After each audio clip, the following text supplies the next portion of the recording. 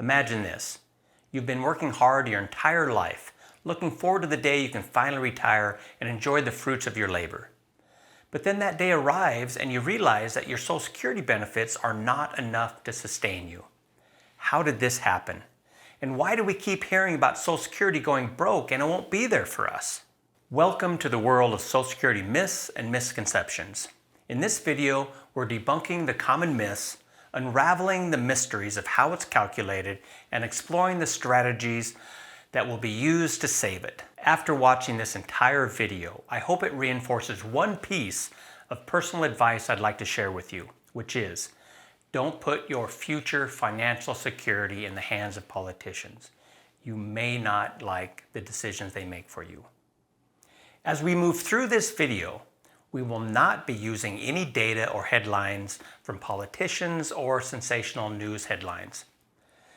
We'll be going straight to the government Social Security website and getting all of our data from the most recent 276-page 2023 annual report, which I'll provide the link to that in the description below. Now, let's address the first question. Is Social Security going broke?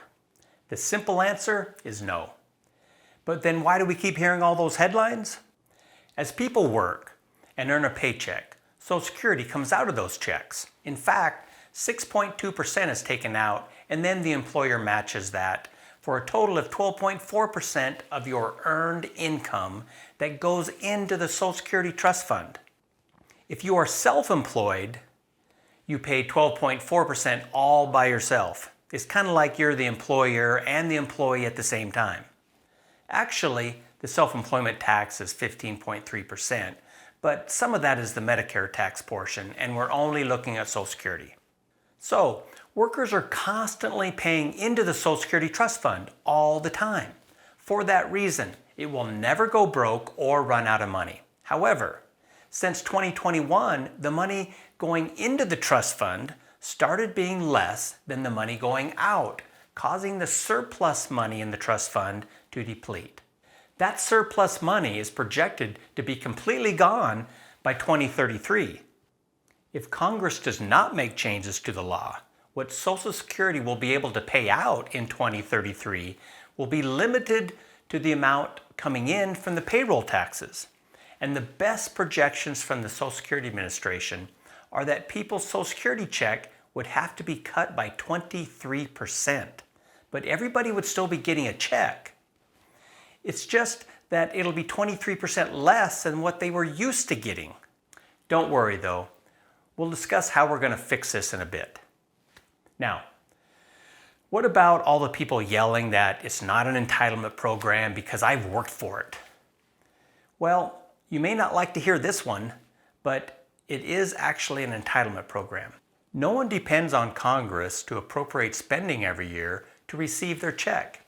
It's basically like other social programs. But the money comes from payroll taxes. The government does not store your payroll contributions in a personal account with your name on it. You are paying payroll taxes to support those in retirement now. When you start drawing Social Security, the people still working will be supporting your benefits. And therein lies one of the main problems that needs to be fixed. You see, in 1950, there were 16.5 workers paying taxes for every person in retirement. In 1960, though, that was only 5.1. And in 1970, that had dropped to 3.7 workers for every person in retirement. That ratio now is down to 2.8 and headed lower. In fact, by 2035, there will only be 2.3 workers paying taxes for each person drawing Social Security. The simple fact is that Social Security has never been a retirement program. It was passed into law in 1935, and taxes started being collected in January of 1937. They let the trust fund build up just a little bit, and the first check started going out in January of 1940. Originally, the very earliest you could draw Social Security was when you turned 65 years of age. There were so many workers for every person in retirement that the payroll tax was only 1% of earned income, and that was matched by the employer. In 1950, it was still only 1.5%, and that was just on the first $3,000 of earnings. Now, it's 6.2% on the first $160,200 of earnings. That's of course is in 2023.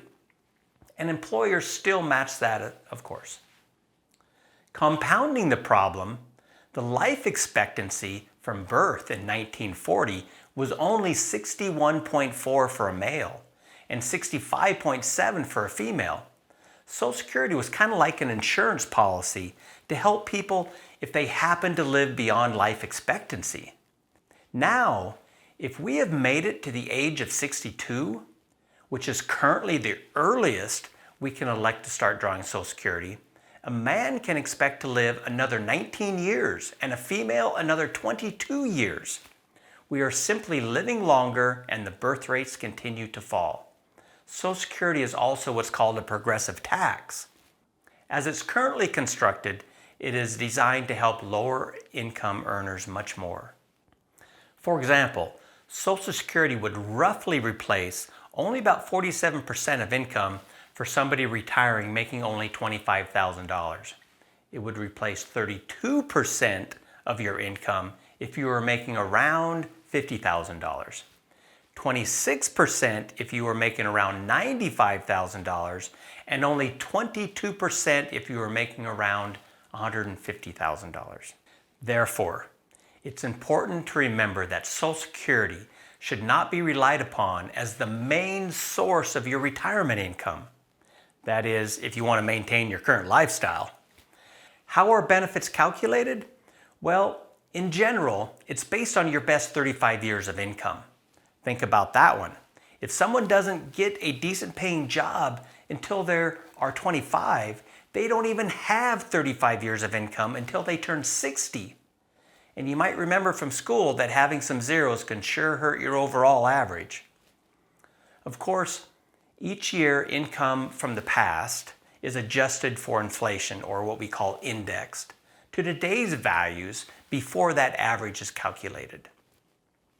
Now, it's not the first time the surplus in the Social Security Trust Fund was on a path to being depleted. There have been other times when the trust fund was running out of reserves and Congress had to make some changes. For example, in 1977, they raised the payroll tax and reduced your benefits slightly. But then more adjustments were needed in 1983. That's when they started taxing our Social Security benefits, raised the full retirement age, and increased the penalty for anyone wanting to retire before that full retirement age. In fact, that penalty increased from reducing your benefits from 3% per year to a penalty of 8% per year. Now, Congress will have to make some changes again. If we hear a politician say that they will not touch Social Security, it's kind of like telling everybody they are destined to get a 23% reduction. What will they do? Well, they may raise payroll taxes on workers again. They may reduce benefits slightly again. They may raise the retirement age again, or some combination of those. Keep in mind, if they do raise that retirement age again, it would significantly cut the benefits for anyone retiring before the new full retirement age. Whatever combination of changes they make, I personally don't expect it to affect anyone that's currently in retirement or near retirement. This might be a suitable time to key up my earlier advice.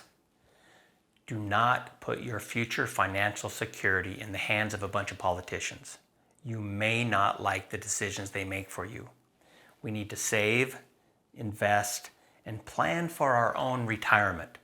Social Security is not going broke, and it will certainly be there for you, but it will just be a supplement to what you need to maintain the life you are accustomed to living. Thank you for tuning in to the channel, And if you find this video informative, please hit the like button, subscribe, and share with others. Thank you.